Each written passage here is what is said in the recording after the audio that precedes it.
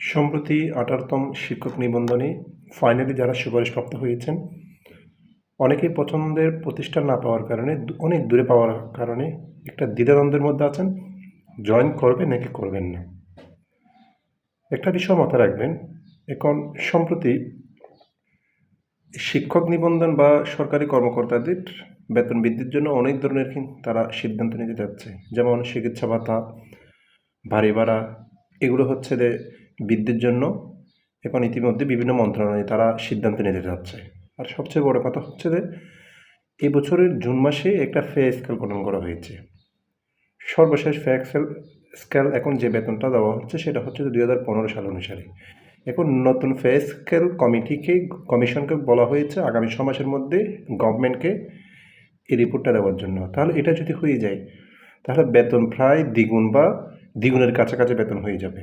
একটু বুঝে শুধু সিদ্ধান্ত নিন।